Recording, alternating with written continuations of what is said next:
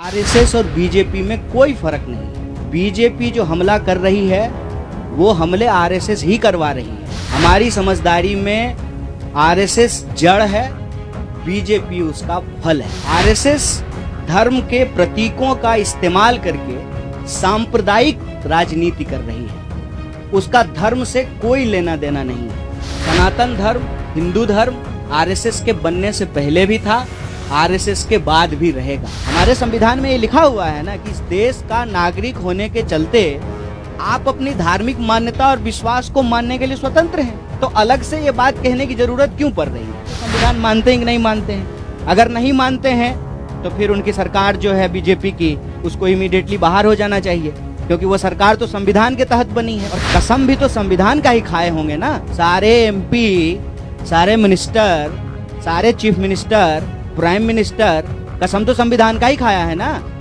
अगर नहीं मानते हैं तो फिर संविधान का कसम क्यों खा रहे हैं?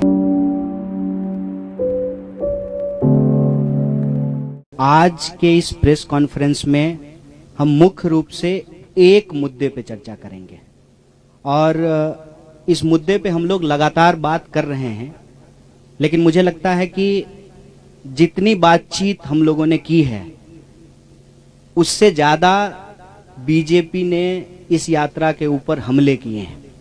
तो बार बार उन हमलों को लेकर के जवाब देना और उनके हमलों में सच्चाई क्या है और झूठ क्या है इसका स्पष्टीकरण करना जरूरी है। तो आज के प्रेस कॉन्फ्रेंस का मुख्य जो सवाल है, जो मुख्य मुद्दा है, वो है भारत जोड़ो यात्रा के ऊपर आरएसएस बीजेपी के द्वारा किया जाने वाला हमला। अब हम यहाँ पे एक शब्द इस्तेमाल कर रहे हैं, आरएसएस और बीजेपी। ये शब्द हम इसलिए इस्तेमाल कर रहे हैं कि पिछले कुछ दिनों में हमने ये महसूस किया है कि एक बात भुलाने की, भटकाने की कोशिश की जा रही है। अक्सर आजकल चाय की दुकान पे, बसों में, ट्रेनों में, व्हाट्सएप ग्रुप पे एक चर्चा शुरू हुई है कि जब आरएसएस के लोग राहुल जी के ऊपर हमला नहीं कर रहे हैं तो राहुल जी बार बार आरएसएस का नाम क्यों ले रहे हैं? गुड़ का गाछ तो आरएसएस ही है ना। ऐसा तो हो नहीं सकता है कि आप गुड़ खाएं और गुलगुल्ले से परहेज करें। ये जो भ्रम की स्थिति पैदा की गई है इसमें कुछ भी सच्चाई नहीं है। आरएसएस और बीजेपी में कोई फर्क नहीं है। बीजेपी जो हमला कर रही है वो हमले आरएसएस ही करवा रही है और इसको हम लोग अलग अलग तरीके से नहीं देखते हैं। हालांकि इस बात का जयराम जी ने भी स्वागत किया, हमारे पार्टी के तमाम वरिष्ठ नेताओं ने स्वागत किया कि राम मंदिर के पुजारी ने भारत जोड़ो यात्रा का स्वागत किया। तो इसका हम लोगों ने स्वागत किया कि बहुत अच्छी बात है और हमने कहा कि जो लोग आना चाहते हैं, भारत जोड़ो यात्रा का दरवाजा सबके लिए खुला हुआ है। हमारे मन में किसी के प्रति कोई नफरत नहीं है, द्वेष नहीं है।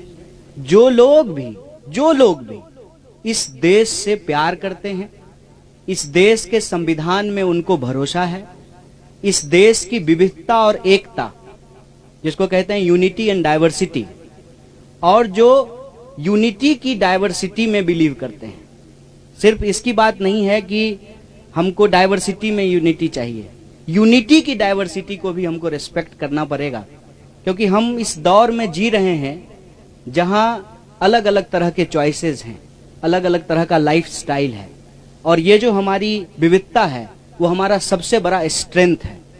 और आप किसी भी एग्जाम्पल को उठा करके देख लीजिए। आप हमारे देश की हॉकी टीम को देख लीजिए, अभी हॉकी का वर्ल्ड कप होने वाला है, हॉकी का मैच चल रहा है। आप हमारी क्रिकेट टीम को उठा करके देख लीजिए, आप हमारे देश की ब्यूरोक्रेसी को उठा करके देख लीजिए, आप हमारी देश की सेना को उठा के देख लीजिए, आप हमारे देश के बिजनेस जो पर्सन्स हैं उनको देख लीजिए। हर फील्ड में हमारे पास डाइवर्सिटी है और ये हमारा सबसे बड़ा स्ट्रेंथ है।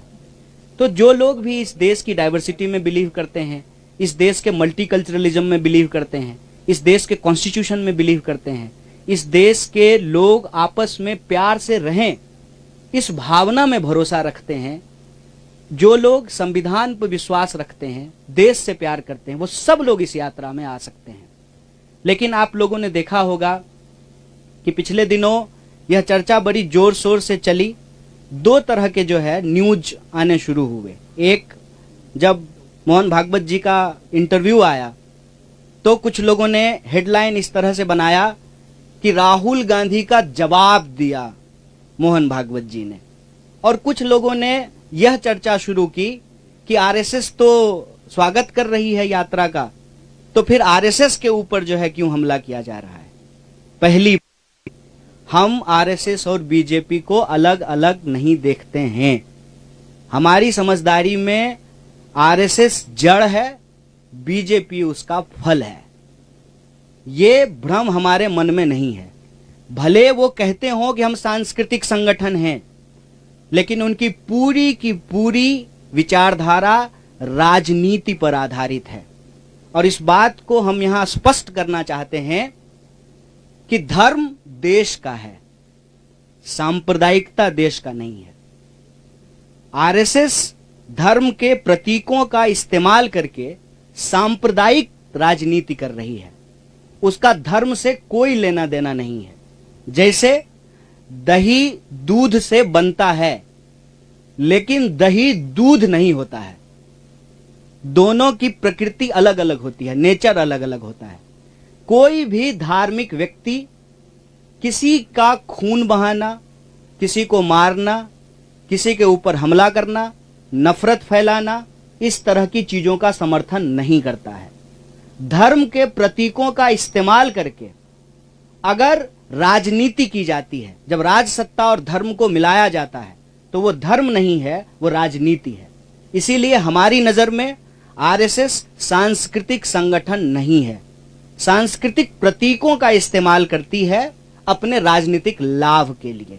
जैसे स्वयं उन्होंने कहा कि सनातन धर्म सबसे प्राचीन है, तो सनातन धर्म का डेट जो है वो 1925 से तो नहीं शुरू होता है, वो तो हजारों साल पुराना है। मतलब आरएसएस के बनने से पहले भी धर्म था और आरएसएस के बाद भी धर्म रहेगा। इसका मतलब आरएसएस का धर्म से कोई लेना देना नहीं है। बस वो धर्म के प्रतीकों का इस्तेमाल करते हैं कि उस धर्म में आस्था रखने वाले लोगों का जो राजनीतिक विचार है उसको प्रभावित किया जा सके।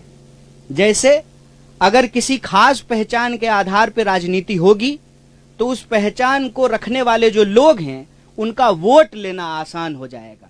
इसीलिए आप लोग आजकल के जो जितने नारे हैं उसको ध्यान से सुनेंगे तो उसमें क्या कहा जाता है, उसमें क्या बोला जाता है और उसमें अक्सर क्या की जाती है। देश का जो बुनियादी सवाल है, रोजी रोटी, कपड़ा, मकान, शिक्षा, स्वास्थ्य, सड़क, बिजली, पानी, उसको भटका दिया जाता है। और ये अंग्रेजों की चाल है, यह भी हमको समझना पड़ेगा। बतौर भारतीय राष्ट्रीय कांग्रेस हमको इस बात का गर्व है कि हम इस देश की आजादी के लिए अंग्रेजों से संघर्ष किए, देश को आजादी मिली, कदम दर कदम बढ़ा करके, लड़खड़ाते हुए, संभलते हुए देश हमारा आज इस मुकाम पे आकर के खड़ा हुआ है, जहां उस संविधान के दम पर देश का एक व्यक्ति जो कहते थे कि हम चाय बेचते थे, वो देश के प्रधानमंत्री बन पाए हैं। तो सबसे सर्वोच्च जो है वो संविधान है और इस संविधान की रक्षा करना हमारी पार्टी का कर्तव्य है। और ये प्रश्न जो है हम पूछना चाहते हैं आरएसएस और बीजेपी से कि आप बताइए कि आप संविधान को मानते हैं कि नहीं मानते हैं। अगर आप संविधान को मानते हैं तो फिर आप नहीं तय कर सकते हैं कि इस देश में रहने वाले 135 करोड़ लोग किस तरह से अपना जीवन जिएंगे, कौन कैसे पूजा करेगा, कौन कैसे अपने धर्म का पालन करेगा, कौन कैसे अपना जीवन यापन करेगा। इसको देश का संविधान तय करेगा, कोई व्यक्ति तय नहीं करेगा। और आपकी जानकारी के लिए मैं आपसे साझा करना चाहता हूं कि जब श्री अटल बिहारी वाजपेयी जी की सरकार बनी थी तो ऑलरेडी उन्होंने संविधान को बदलने की इच्छा जाहिर की, रिव्यू कमेटी बनाया था संविधान को बदलने के लिए। हाल के दिनों में भी आपने देखा है कि संविधान के ऊपर लगातार हमले हुए हैं और अब यह बात सामने आई है कि सॉवरेन क्या है। देश का कॉन्स्टिट्यूशन सॉवरेन है, वो सर्वोपरि है, उसी के आधार पे चीजें होंगी। अगर उसमें कोई परिवर्तन करना है, उसकी बात भी उस संविधान के अंदर ही लिखी हुई है। इसीलिए हमारी ये समझदारी है, पहला कि आरएसएस और बीजेपी अलग अलग नहीं है। दूसरा, धर्म, सनातन धर्म, हिंदू धर्म आरएसएस के बनने से पहले भी था, आरएसएस के बाद भी रहेगा। तीसरा, धर्म और सांप्रदायिकता में फर्क होता है। धर्म का इस्तेमाल सांप्रदायिकता की राजनीति के लिए जरूर की जाती है, लेकिन सांप्रदायिकता धर्म नहीं है। और चौथा, इस देश में संविधान सर्वोच्च है। कौन कैसे जिएगा, इस देश का भविष्य क्या होगा, इस देश के नागरिक जो इस देश के भीतर रहते हैं, चाहे वो किसी भी धर्म के हों, वो क्या खाएंगे, क्या पहनेंगे, उनके कर्तव्यों की भी व्याख्या है और उनके अधिकारों की भी व्याख्या है। तो इस संविधान के अनुसार जो नागरिक अधिकार हैं उसको बचाना, संविधान को बचाना भारतीय राष्ट्रीय कांग्रेस की प्राथमिकता है। भारत जोड़ो यात्रा, जैसा कि बार बार जयराम जी भी बोलते हैं कि हर बिंदु को लेकर के, चाहे वो राजनीतिक हो, आर्थिक हो, सामाजिक हो, हर बिंदु को लेकर के चल रही है। इसके अंदर यह बात निहित है कि हम यह सारे जो काम कर रहे हैं वो संविधान के दायरे में कर रहे हैं और हमारी विचारधारा इस देश का संविधान है। और इस देश की संविधान के प्रस्तावना में जो बात लिखी हुई है, हम भारत के लोग भारत को एक प्रभुत्व संपन्न, समाजवादी, धर्मनिरपेक्ष, लोकतांत्रिक गणराज्य, गणराज्य का मतलब होता है कि नागरिक सबसे प्रमुख होते हैं और नागरिक अधिकारों को रक्षा करना हमारा सबसे प्रमुख जो है दायित्व है, जिम्मेवारी है। उस पे अगर कोई भी अटैक या हमला होता है तो हम इस बात को लेकर के कोई कंफ्यूजन में नहीं है कि बीजेपी अलग है, आरएसएस अलग है। अगर बीजेपी और आरएसएस अलग अलग है तो आप मुझे बताएं कि इस बात को प्रचारित क्यों किया जाता था जब प्रधानमंत्री शपथ ले रहे थे कि इन्होंने 42 साल आरएसएस की सेवा की है, ये जो है स्वयं सेवक रहे हैं। तो हमारे दिमाग में ऐसा कोई भ्रम नहीं है। हम दोनों अटैक को एक ही अटैक मानते हैं और यह जो बचाव किया जाना शुरू हुआ है कि नहीं नहीं आरएसएस तो हमला नहीं कर रही है, तो उस पर हम यही कहना चाहते हैं, आरएसएस अगर हमला नहीं कर रहे तो बहुत अच्छी बात है, लेकिन आरएसएस की जो विचारधारा है और जो कांग्रेस पार्टी की विचारधारा है वो आपस में विरोधी है, विपरीतार्थक है। वो एक ध्रुव पे खड़े हैं, हम दूसरे ध्रुव पे खड़े हैं। उनमें से आरएसएस के ही कुछ लोगों ने अगर यात्रा की स्वागत किया है तो हम उसका स्वागत करते हैं, लेकिन देश को लेकर के जो उनकी समझदारी है, लोगों को लेकर के जो उनकी समझदारी है, उस समझदारी में और संविधान के अंदर जो बातें लिखी हुई है देश के लिए, लोगों के लिए, उसमें जो है अंतर्विरोध है और हम संविधान के साथ खड़े हैं, संविधान के पक्ष में खड़े हैं। संविधान में संशोधन होते रहे हैं और अभी आप देख रहे हैं कि इसको लेकर के बहुत विवाद चल रहा है कि अभी जो है एक कॉन्स्टिट्यूशनल पोजीशन पे बैठे हुए व्यक्ति ने जो है स्टेटमेंट दिया, उसके बाद जो है ये बहस हो गई कि सॉवरेन क्या है, पार्लियामेंट सॉवरेन है कि कॉन्स्टिट्यूशन सॉवरेन है। तो अल्टीमेटली तो पार्लियामेंट कैसे फंक्शन करेगी ये बात भी तो कॉन्स्टिट्यूशन में लिखा हुआ है। तो कॉन्स्टिट्यूशन तो सबसे ऊपर है। संविधान में भी अगर आपको कोई रिव्यू करना है, उसमें कोई संशोधन करना है, और संविधान के कई संशोधन हुए हैं, उसकी बात भी तो संविधान में ही लिखी हुई है। तो हमारा पॉइंट ये है कि जब ये कहा जाता है किसी संगठन के प्रमुख के द्वारा कि कोई इस देश में कैसे रहे, डरे कि ना डरे, तो प्रश्न ये खड़ा होता है कि वो व्यक्ति खुद किसको मानते हैं, वो व्यक्ति खुद संविधान को मानते हैं कि नहीं मानते हैं। अगर मोहन भागवत जी संविधान को मानते हैं तो फिर उनको कोई बात अलग से कहने की जरूरत तो नहीं है। संविधान में हम कैसे रहें, एक नागरिक के क्या अधिकार हैं और क्या कर्तव्य हैं, यह साफ साफ लिखा हुआ है। हमारे संविधान में ये लिखा हुआ है ना कि इस देश का नागरिक होने के चलते आप अपनी धार्मिक मान्यता और विश्वास को मानने के लिए स्वतंत्र हैं, तो साफ साफ लिखा हुआ है। तो अलग से ये बात कहने की जरूरत क्यों पड़ रही है। अब प्रश्न उठता है कि संविधान मानते हैं कि नहीं मानते हैं। अगर नहीं मानते हैं तो फिर उनकी सरकार जो है बीजेपी की, उसको इमीडिएटली बाहर हो जाना चाहिए, क्योंकि वो सरकार तो संविधान के तहत बनी है, चुनाव के तहत बनी है, लोगों ने वोट दे करके बनाया है, और कसम भी तो संविधान का ही खाए होंगे ना। सारे एमपी, सारे मिनिस्टर, सारे चीफ मिनिस्टर, प्राइम मिनिस्टर, कसम तो संविधान का ही खाया है ना। अगर नहीं मानते हैं तो फिर संविधान का कसम क्यों खा रहे हैं। तो ये अंतर विरोधी बात है, हम ये कह रहे हैं।